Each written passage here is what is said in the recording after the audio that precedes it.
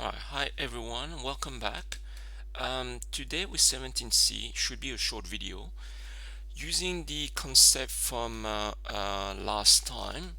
We gonna apply the rule of x to the power of n, but this time the power could also be a negative integer. Also, we'll use the rule about multiplying a function with a constant, as well as a sum and a difference of functions. As we combine, we're going to combine different uh, terms of various powers. So let's review this. If you have a function that is a polynomial, if x is to the power of n and n is a integer, as long as it's not zero, if it's zero, we just move on to the second line.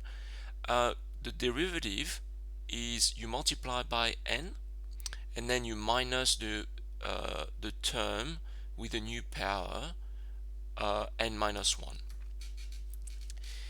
If n is 0, x to the power of 0 is a 1, and 1 is a factor of a constant, therefore the derivative is 0. That's for a constant. So remember, a constant is any number, positive, negative, fractional, as long as it doesn't have an x term.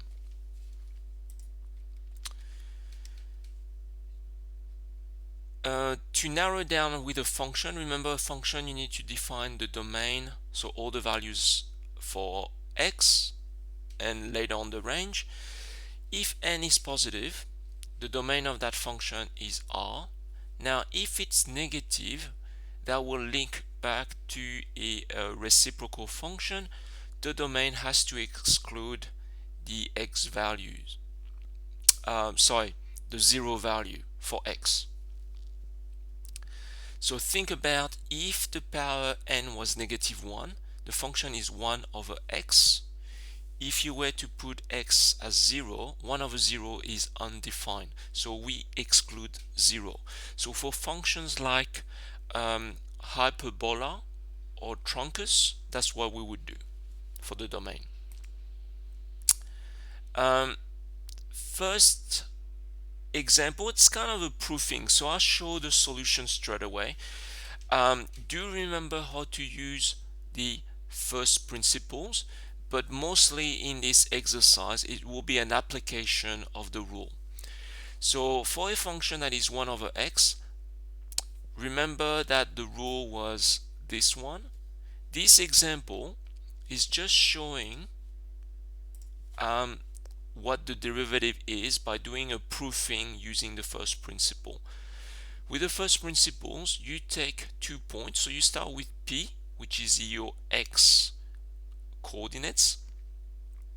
It's a set point x, it's not the general variable, and a point Q that is distant of value h from the x value.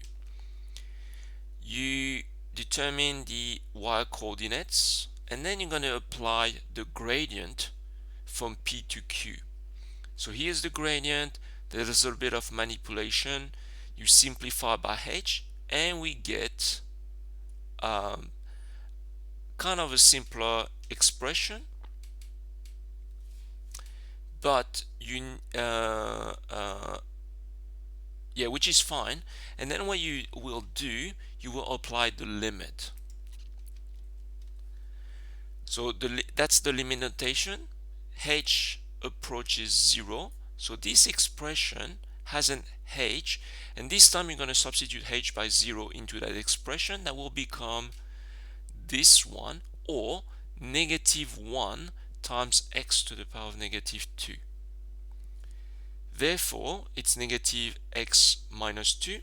And if we go back to the first slide, here, if the power is -1, we're going to get negative x to the power of -2. So this is confirming the rule from the first slide.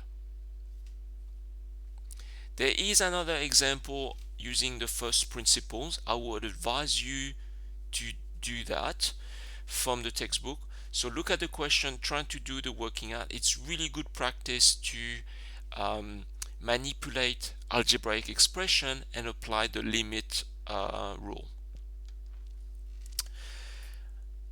Alright, further example, just applying the rule. You have a function, it's a polynomial made of 3 terms. One is x squared, another one is x to the power of -2. That's a constant. Here the second term is a function multiplied by a factor -6. Pause the video, attempt to find the derivative. You apply the rule for each term. They're all distinctive terms. The last term is 0, so that gives you this one. You could also write it as a fraction form, but this negative power is fine as well. Alright, last example. This time, the first step is you need to differentiate, but it gives you the coordinates of a point on the curve, as well as the it guides you to determine the gradient. So the first step is you find the derivative. So you differentiate your function, and then you substitute the value 1 into the derivative. That gives you a value of 1. So the gradient of the curve is 1 at that point. Now if you wanted to go further and find the equation of the line using the gradient value and the coordinates of the point, what you would do is y minus 2 times the gradient is actually, it's 1 times bracket x minus 1. The 2 is coming from here, and that 1 is coming from this one. Okay, so it's coming from the coordinates of that point.